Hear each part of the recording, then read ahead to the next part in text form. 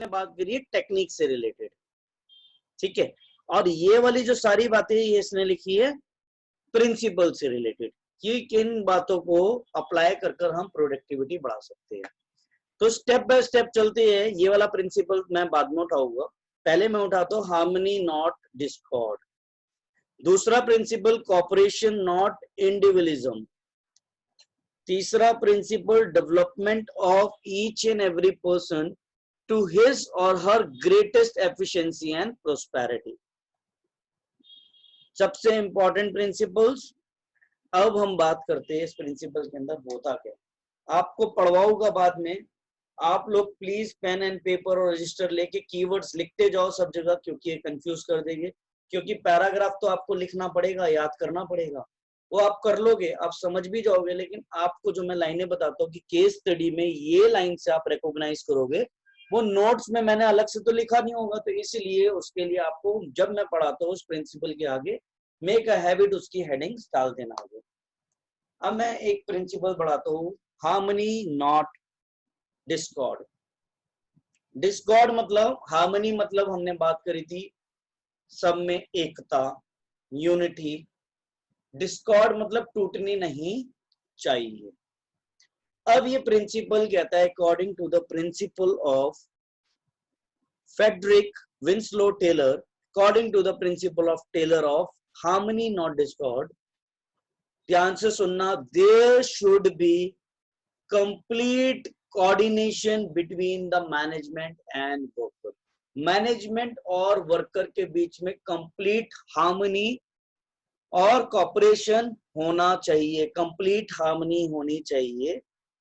If there is any kind of conflict or disagreement, अगर दोनों के बीच में किसी भी प्रकार की कोई कॉन्फ्लिक्ट की सिचुएशन अराइज होती है कि हमारी अंडरस्टैंडिंग या बातें मैच ना हो रही हो, हमारी मतलब मैनेजमेंट और वर्कर्स की, if there is any kind of conflict arise between the management and the workers or any disagreement between the management and the workers, management should try to reduce it to a minimum। Management पूरी कोशिश करनी चाहिए managers level को कि उनको किसी भी तरह इस कॉन्फ्लिक्ट की सिचुएशन को रिजॉल्व करना है।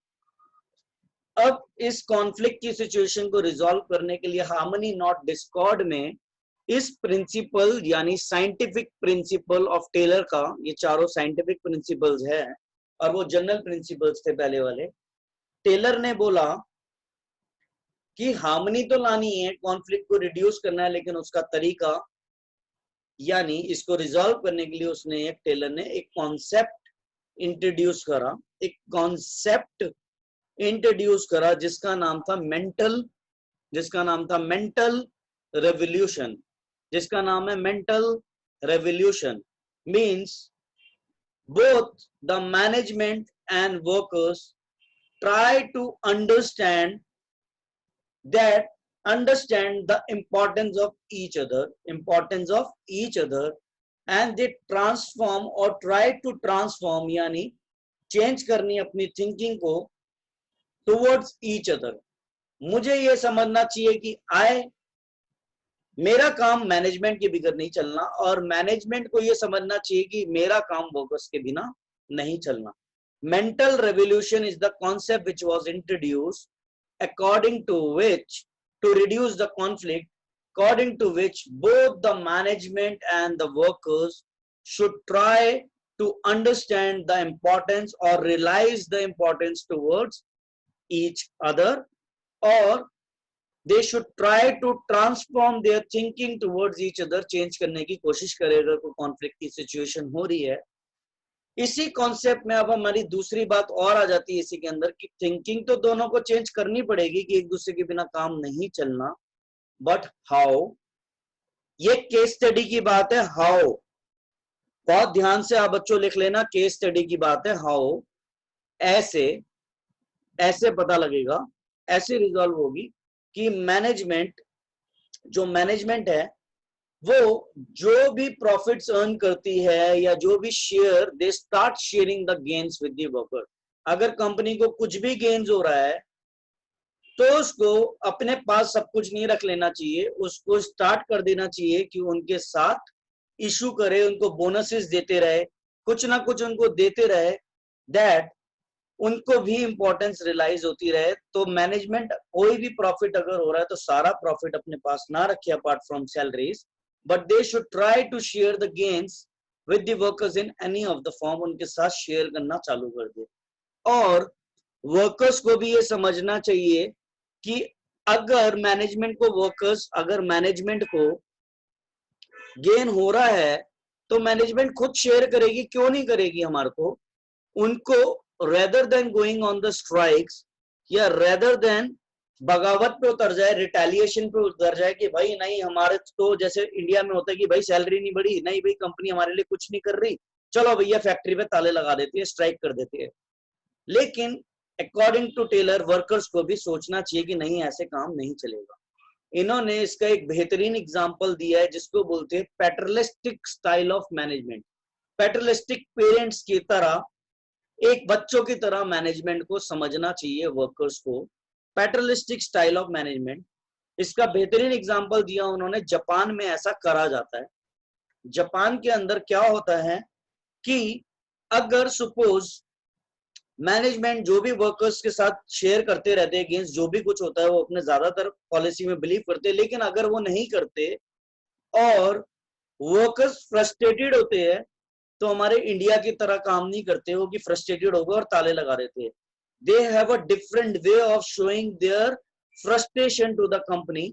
What they do there, rather than doing for 6 hours 7 hours, जो उनकी शिफ्ट टाइमिंग होती है उससे 4 5 6 घंटे ज्यादा काम करते हैं, सिमिलर कलर की एक ड्रेस डाल लेते हैं, बैचेस लगा लेते हैं ब्लैक कलर का, और वेयर करके सिंपैथी गेन करने की कोशिश करते हैं फ्रॉम दी मैनेजर्स कि वो खुद पे खुद उनकी सैलरी के ऊपर स्टार्ट शेयरिंग द गेन्स। तो दे डू नॉट गो, वो वहां पर बगावत पे नहीं उतरते। जापान में फ्रस्ट्रेशन शो करने का तरीका अलग होता है अगर वो करते हैं, बट नॉट लाइक दिस। सो यहाँ इन क्रिस्प पूरा कॉन्सेप्ट यही है कि इधर जो कॉन्फ्लिक्ट की सिचुएशन रिड्यूस तब होगी, वर्कर सोचेगा कि यार मैं बेफालतू में स्ट्राइक्स पे ना जाऊं, work with the full devotion and full dedication के साथ काम करूं and try to increase the profits of the organisation. किसी भी हालत में मुझे कंपनी के प्रॉफिट्स को इंक्रीज करना है। और वर्कर्स और मैनेजमेंट क्या करे, अगर वो कुछ प्रॉफिट कमा रही है तो वो अब स्टार्ट कर they start sharing it with the workers. इस तरीके से कॉन्फ्लिक्ट की सिचुएशन काफी हद तक रिजॉल्व होने की पूरी उम्मीद बन जाती है। इसको बोलते हैं हार्मनी नॉट डिस्कॉर्ड। तो इसको पढ़ाते ही हम फिर आगे बढ़ेंगे। ये देखो एक सिचुएशन है, एक डायग्राम बना हुआ है, लुक एट देयर। ये हमारा डायग्राम बुक्स के अंदर भी है, एनसीईआरटीज में भी है। ये प्रोडक्शन इंक्रीज करने पे फोकस करेगा, ना कि स्ट्राइक्स पे करेगा। और बॉस क्या करेगा, इसको बोनस दे रहा है हाथ मिलाकर। इससे दोनों के बीच में कंप्लीट कोऑपरेशन आने की कोशिश होगी। इसी को बोलते हैं हम हार्मनी नॉट डिस्कॉर्ड। तो मैं इसको पूरा अच्छे से पढ़ाता हूं।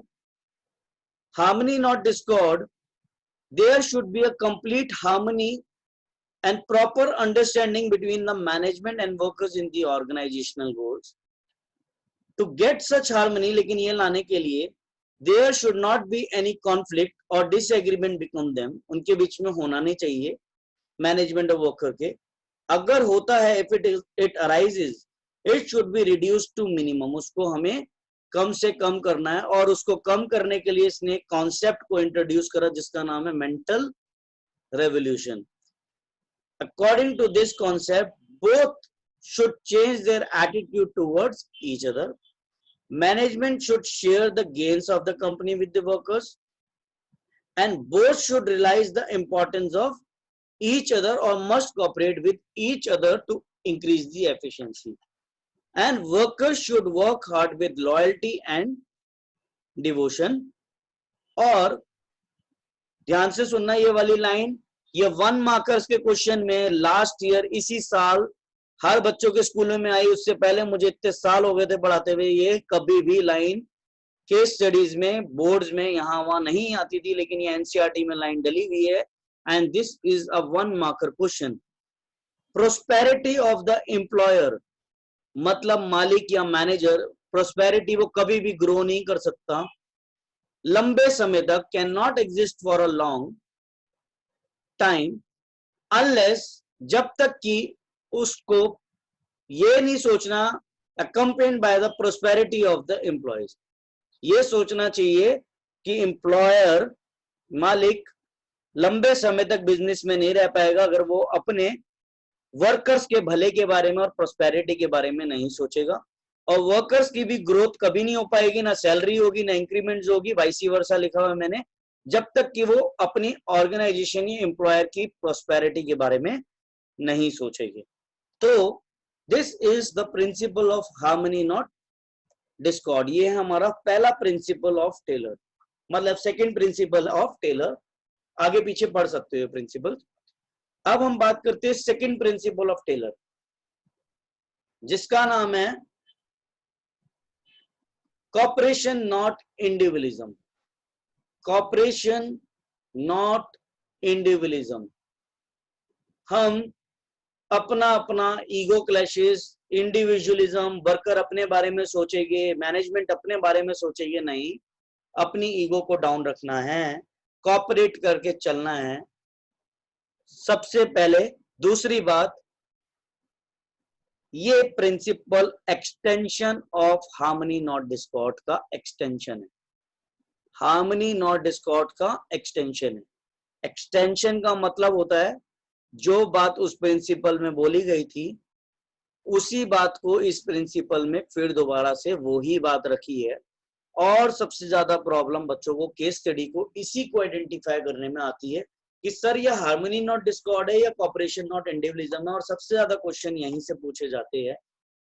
दोनों का मतलब सेम है, बट एक पॉइंट का फर्क है जो मैं आपको बताऊंगा अभी। कॉपरेशन नॉट इंडिविजुअलिज्म में ये एक्सटेंशन है हार्मनी नॉट डिस्कॉर्ड का।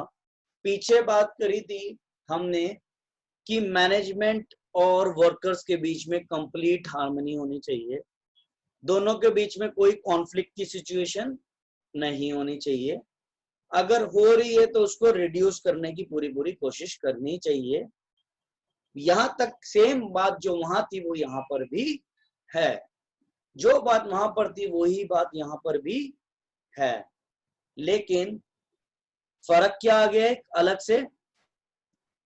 जो बात वहां थी वो यहां पर भी है, फर्क यह आ गया कि इधर रेजोल्यूशंस अलग अलग हो गए। उसने मेंटल रेवोल्यूशन इंट्रोड्यूस करा था हार्मोनियस और कॉन्फ्लिक्ट्स लाने के लिए और कॉन्फ्लिक्ट्स को हटाने के लिए, यानी मेंटल रेवोल्यूशन में start sharing the gains with the workers and workers with work with full devotion and dedication instead of fights. Same बात यहां करी है कॉपरेशन नॉट इंडिविजुअलिज्म में कि हमें इस फाइट को रिड्यूस करना है या कंप्लीट कॉपरेशन लाना है, इंडिविजुअलिज्म को रिप्लेस करना है हमें कॉपरेशन से। उसके लिए मैनेजमेंट को क्या करना चाहिए? मैनेजमेंट को दे शुड स्टार्ट शेयरिंग था पीछे वाले में, यहां पर they should start taking workers into the confidence. They should start taking workers into a confidence before setting any goals or objectives, so that they will work with full dedication to achieve it. मतलब मैं बेटा अगर आप लोगों का teacher हूं और मैंने बोला परसों है आप लोगों का अभी तक जो पढ़ाया है उसका टेस्ट, तो आप सब लोग क्रिप कर जाओगे और कहोगे कि सर ये को आपने एकदम से बोल दिया, सर हमने तो पढ़ा नहीं, हमारा तो इको है, हमारा अकाउंट्स का टेस्ट है, हमारा स्कूल की क्लासेस ये वो, आप करोगे क्रिप। सो अगर आप लोगों ने क्रिप करा और मैंने टेस्ट ले लिया तो मुझे शायद वो एफिशिएंसी नहीं मिलने वाली। लेकिन अगर मैंने आप ही लोगों से पूछा कि भाई मुझे चैट बॉक्स में डालो कि मैं आपके पास 1 वीक के अंदर अंदर या 10 डेज के अंदर अंदर मुझे इस टेस्ट का टेस्ट लेना है, तो आप लोग मुझे डेट शेयर करो कि कब टेस्ट लूं मैं इस चैप्टर का, और आपके अकॉर्डिंग मैंने डिसीजन लिया जो आप लोगों ने बोला कि सर 1 हफ्ते बाद लो, परसों नहीं, और हम आपको अच्छा रिजल्ट देंगे। तो आपकी बात मैंने मानी। क्या अब आप लोग मुझे डिसहार्डन कर सकते हो? नहीं ना। तो मैंने आपको किस में लिया? कॉन्फिडेंस में उतारा। कॉन्फिडेंस में उतारने के बाद मैंने आप लोगों को बोला कि भाई अब ऑब्जेक्टिव्स तुमसे पूछे हैं, तुमसे पूछ के बने हैं, तुमसे पूछकर हम कंसीडर करते हैं सारी बात। तो अब आप लोगों को अंदर ओनरशिप की फीलिंग आने लग जाती है, आप सब लोगों के अंदर ओनरशिप की फीलिंग आने लग जाती है कि यार मैंने तो ये काम करा, या मेरे से पूछ के कंपनी करती है, तो आप इंपॉर्टेंस रियलाइज करा रहे हो वर्कर्स को कि तू मेरे लिए कितना इंपॉर्टेंट है। और दूसरी चीज याद रखना, दूसरी चीज, management should not close it's years towards the constructive suggestions made by the employees. कहने का मतलब है कॉन्फिडेंस में लेके गोल सेट करने हैं, सेट करने से पहले उन्हें कॉन्फिडेंस में लेना है। दूसरी बात, अगर कोई एम्प्लॉय आपके पास आता है और वो कहता है कि सर मेरी एक प्रॉब्लम है, अगर आप ऐसे नहीं कुछ काम ऐसे करोगे, और मैंने उसको बोल दिया चल जाए यहाँ से, तू कौन होता है, who you are to tell me, वो मेरे पास कभी पलट के जिंदगी में वापस नहीं आएगा। But being a good manager I should not close my years. मेरे को अगर कोई कंस्ट्रक्टिव सजेशंस दे रहा है तो मुझे उसको सुनना चाहिए, एक्नॉलेज करना चाहिए और उसको रिवार्ड भी करना चाहिए। तो दिस, और वर्कर्स को, यहाँ तो हमने बात कर दी मैनेजर्स के पार्ट पे, और वर्कर्स को यहाँ क्या करना चाहिए, अनरीजनेबल डिमांड्स, अनरीजनेबल स्ट्राइक्स, उन पर नहीं जाना चाहिए, बल्कि एम्प्लॉय की ग्रोथ के बारे में सोचना चाहिए। इसी के अंदर एक बात और इसने बोली, कॉपरेशन नॉट इंडिविजुअलिज्म में, जो कि एनसीईआरटी में आज तक मुझे 9-10 सालों के अंदर कभी ये क्वेश्चन नहीं मिला था, बट इक्के दुक्के स्कूलों में और मेरे टेस्टों में क्वेश्चंस गिरा हुआ मिला, पूरे साल गिरा मैंने, और ये क्वेश्चंस आपके टेस्टों में भी आएगा कि भाई there should be a equal division of work and responsibility. Work and responsibility की ये प्रिंसिपल कहता है इक्वल डिवीजन ऑफ वर्क होना चाहिए, मैनेजर्स भी उतना ही काम करेंगे, अकॉर्डिंगली रिस्पॉन्सिबिलिटीज को बांटेंगे, सुपरवाइजर्स का काम भी बढ़ता है और वर्कर्स को भी बढ़ता है। There should be a equal division of work and responsibility between the management and the workers, which is the technique, इसको टेक्निक भी बोल सकते हो, और प्रिंसिपल हाईलाइटेड अबव। तो आप लोग डिवीजन ऑफ वर्क लिख के, division of work between management of worker, कौन सा प्रिंसिपल है, डिवीजन ऑफ वर्क नहीं, वो आएगा हमारा कॉपरेशन नॉट इंडिविजुअलिज्म का पार्ट है। तो ये स्टेटमेंट दे दी इसने एक जर्नल। तो अब मैं दोबारा दोनों के बीच में फर्क बताता हूँ, आप लोगों को बिल्कुल डिस्टिंग्विश हो जाए। दोनों का काम है कॉन्फ्लिक्ट को रिड्यूस करना, दोनों का काम है हार्मनी लाना, दोनों का काम है एकजुट होकर काम करना। उसने, पहले वाले ने यानी हार्मनी नॉट डिस्कॉर्ड ने रेजोल्यूशन निकाला, मेंटल कॉन्सेप्ट, जिसका मतलब था दोनों अपनी इंपॉर्टेंस एक दूसरे की रियलाइज करेंगे towards each other, transform their thinking, और managers start sharing the gains with the workers, और workers will work with the full dedication. Second वाला कहता है कि दोनों को लड़ाई झगड़ा नहीं करना, कॉन्फ्लिक्ट को रिड्यूस करो, एक दूसरे की इंपॉर्टेंस समझो, इंडिविजुअल मेरा मेरा नहीं करना, कोऑपरेट करो। और इसको रिजॉल्व करने के लिए, सब चीजें लाने के लिए उसने कहा कि management start sharing, start taking a workers into the confidence, worker को कॉन्फिडेंस में लाएंगे, और कॉन्फिडेंस में लाके वर्कर्स को फिर गोल सेट करेंगे उनका काम। दूसरी चीज, if someone is giving any constructive suggestions, कोई दे रहा है मुझे, बीइंग अ मैनेजर मुझे उसको एक्नॉलेज करना चाहिए। I should not close my years, ये सारी लाइनें आपको वहां केस स्टडीज में मिलेगी, एग्जैक्टली हुबहू जो मैं बोल रहा हूँ। I should not close my years towards the constructive suggestions made by the employees और वर्कर्स, मुझे बल्कि उनको रिवार्ड करना चाहिए और वर्कर्स को होल हार्टेडली काम करना चाहिए, rather than making any unreasonable demands रखने की वजह। इसको बोलते हैं हम कॉपरेशन नॉट इंडिविजुअलिज्म। तो इसको भी एक बार मैं पढ़ा देता हूं, इस प्रिंसिपल को भी।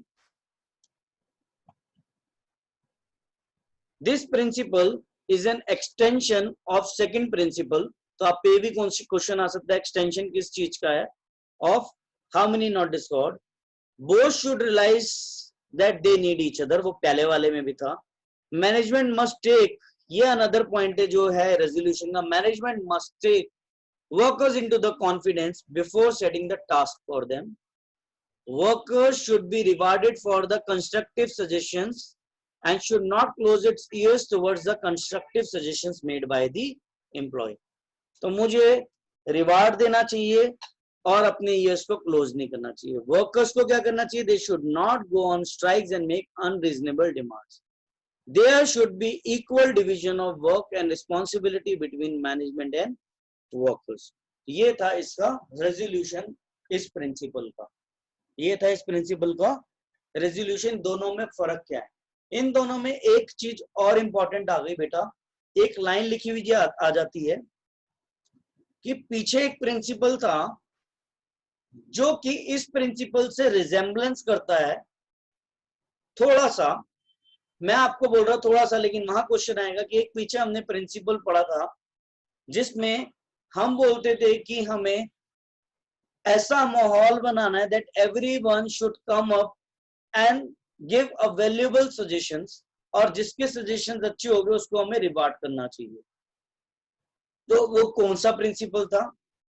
और अगर वो प्रिंसिपल दिया हुआ तो उसके रिजेम्बलेंस में एक टेलर का प्रिंसिपल है जिसमें हमने बोला we should not close our ears. हमें अगर कोई देने आ रहा है, यहाँ हम इनिशिएटिव जनरेट नहीं कर रहे हैं, हमें देने आ रहा है तो हम उसको एक्नॉलेज करेंगे, सुनेंगे, हम अपने कान को बंद नहीं कर लेंगे, बल्कि उसका रिवार्ड करेंगे और उसको कुछ देंगे अगर अच्छा सजेशन होगा. तो principle of initiative is a resemblance of this cooperation not individualism. Cooperation not individualism, क्योंकि यहाँ पे भी कंस्ट्रक्टिव सजेशंस पे वहां इनिशिएट करवाते हैं हम बीइंग अ गुड मैनेजर, और यहाँ इनिशिएट करवाने की बात नहीं कर रहा, बल्कि हम कह रहे हैं अगर कोई आ रहा है तो भाई हम उसको भगाएंगे नहीं, बल्कि उसको हम एक्नॉलेज करेंगे. This is the difference between both of these principles. So इसके बाद अब हम तीसरा प्रिंसिपल उठाते हैं. एक बार काट के दोबारा से ज्वाइन कर लेते हैं क्योंकि less than a minute left.